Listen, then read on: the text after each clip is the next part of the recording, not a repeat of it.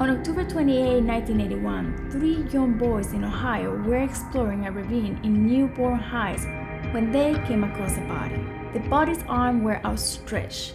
The head was to one side, one knee slightly bent, and one foot atop of the other. He was later identified as 17-year-old high school student Kurt Sova, who had been missing for 5 days.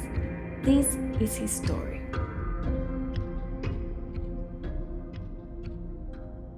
Kurt was born on July 15, 1964 in Cleveland, Ohio. His parents were Ken and Dorothy Sova, and he had 3 older brothers, Kevin, Keith, and Kenny, and he was described as a good kid and a good student who didn't get into much trouble. Now, the last time he was seen was on October 23, 1981, and it was a Friday, and that day he skipped school and was hanging near a liquor store where he managed to convince someone to buy him a bottle of Everclear, which is a very strong alcoholic drink. He then proceeded to drink throughout the day. Both his families and friends found this very unusual for Kurt because he wasn't known to drink a lot, especially during the day. Now, originally, Kurt had planned to go to a carnival, but after meeting up with a friend named Samuel Carroll, their plans changed and they decided to go to a Halloween party instead. This party was held at a duplex on Harvard Avenue, which was about 2 miles from where Kurt lived with his family. When they got to the party, Kurt continued to drink to the point where he became very intoxicated and he started to become ill. So his friend Sam decided to take him outside for fresh air. So once Kurt and Sam went outside, Kurt was leaning against a fence that was next to the duplex, trying to get his composure. And the night was very chilly and they were there for a while. It was somewhere around the 50s.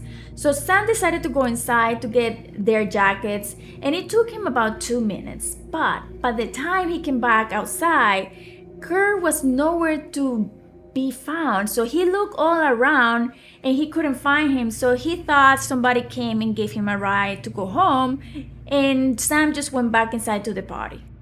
When Kurt didn't come home that Friday night, his family probably didn't even notice it.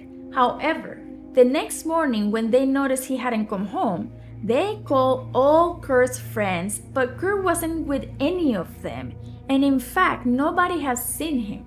At the moment, they knew something was wrong. So they began searching for him. They were driving around the streets to several of Kurt's usual hangout places and asking people if they have seen him. And eventually, they contacted the police. However, the police would not take a missing person report until Sunday. They say it was too early. So on Sunday, October 25th, the Sova family finally registered Kurt as a missing person with the Cleveland police. The same Sunday, Dorothy found out that the last time Kurt was seen was at a party, and that party was at a duplex, and it was thrown by a girl named Debbie Sams. So she went to the house, but Debbie wasn't home, so she left a message, please let her know that I'm looking for her to please call me back. And eventually, Debbie did call her back, but she denied having a party that Friday at her house.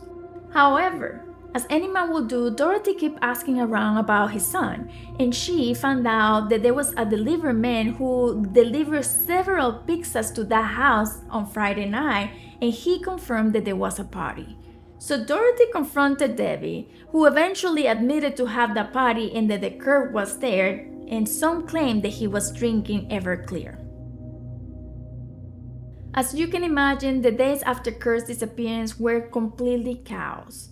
They organized search parties with family and friends, and missing person flyers were placed in stores throughout the neighborhoods, and they were all exhausted, but with the hope that he was gonna come home. Then they received a call. A body was found in the ravine, and they immediately knew it was Kurt.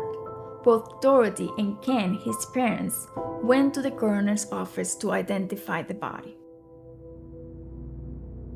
A lot of things happened before his body was even found.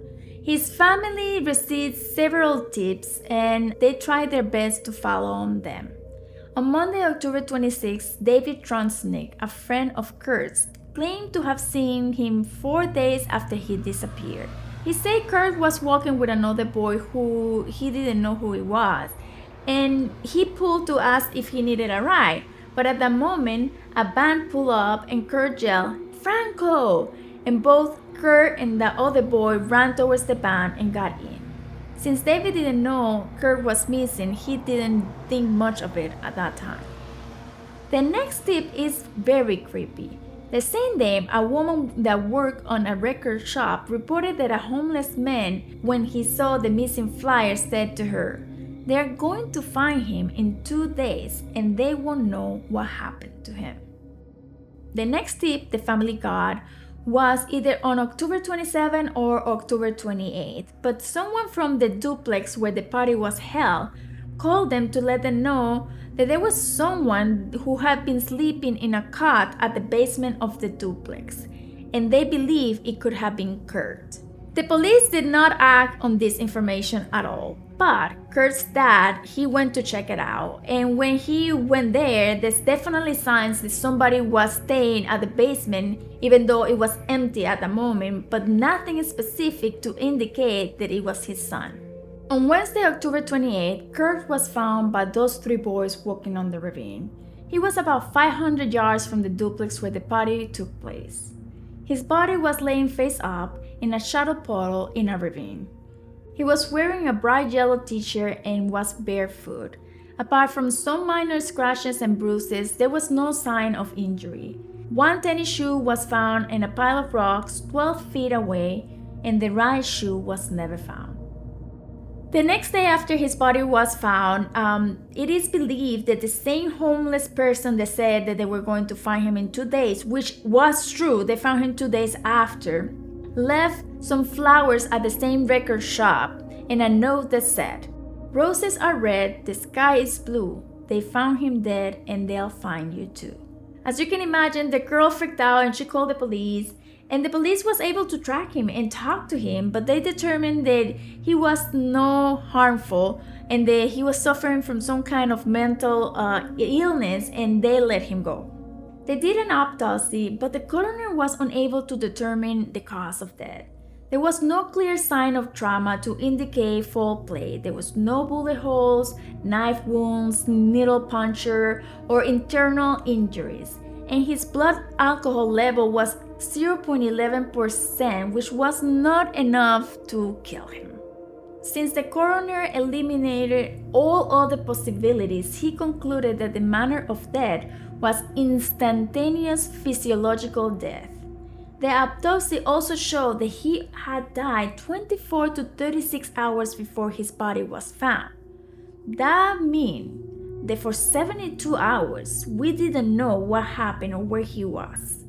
Now, one thing is for sure, both Kurt's parents believed that his body was placed there after he died, because Ken, the dad, had carefully searched that area multiple times before, and he didn't see him, and he believed that he would not have missed the bright yellow shirt Kurt was wearing against all the other colors of the terrain.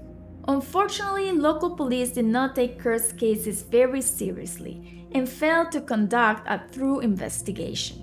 There was no photos of Kurt's body when they found him in the ravine. They didn't search the house where Kurt was last seen alive, and there's no written statements from those who were with Kurt when he disappeared. Just before Halloween that year in 1981, and before Kurt's body was found, Angelina Reddix claimed to have seen 2 men dragging an unconscious teen towards the ravine. However, she didn't report what she saw to the police.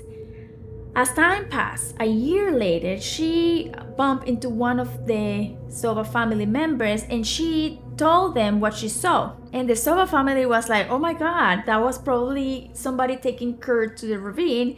And they contacted the Newburgh Heights police about her accounts.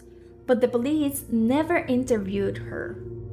Now, months passed and they were trying to still figure out what happened to Kurt.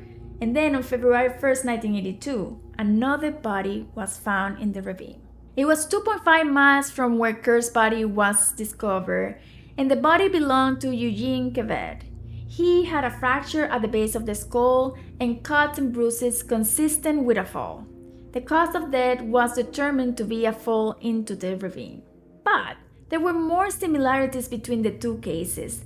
Both boys were missing for a couple of days before they were found dead, and both of them were missing the right shoe.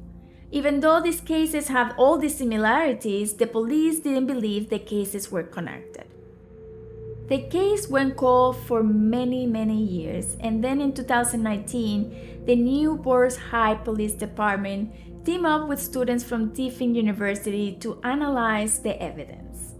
And in 2020, an event called Kurt Sova Chicago, where true crime enthusiasts gathered with law enforcement and criminal experts, was held to try to solve the mystery of Kurt's death. Unfortunately, no major breakthroughs have been publicly disclosed after these events. As any unsolved case, there are a couple of theories of what could have happened. One of the main theories is that night at the party, because he was drinking a lot, he became very ill and he ended up either passing out or even falling into a coma. And the people around, they were all young people and they're probably drunk too. They just took him to the basement to kind of sleep it off. And he was there for a couple of days trying to get better. However, he ended up dying. And the people in the party that were there kind of freaked out and tried to dispose of his body at the ravine. Then there's the theory that the Newburgh Heights Police Department might have been involved in Kurt's disappearance. One, because the investigation was very poorly done or basically non-existent. And some people started wondering if it was done deliberately or if they were trying to hide something. Now, this theory became even more prominent once key figures in the investigation, such as Lieutenant Robert Karras and Police Chief James Lucas, they faced serious ethical charges unrelated to Kurt's case. Robert Karras was implicated in federal offenses related to the mistreatment of suspects and drug trafficking, while Lucas was banned from law enforcement for falsifying credentials. Robert Karras was even interrogated by Cuyahoga County Assistant Prosecutor James Gutierrez about whether he had any involvement in Kurt's disappearance, but he denied any involvement in his disappearance or death. Today, the case remains unsolved, and it is very difficult to say whether Kurt's death was a homicide or an accidental death, but it is listed as a homicide. And unfortunately, Kurt's parents and two of his brothers have passed away without ever learning what happened to him. Kevin is the last surviving family member and he's still seeking answers. If you have any information, please contact the authorities to help bring closure to this case.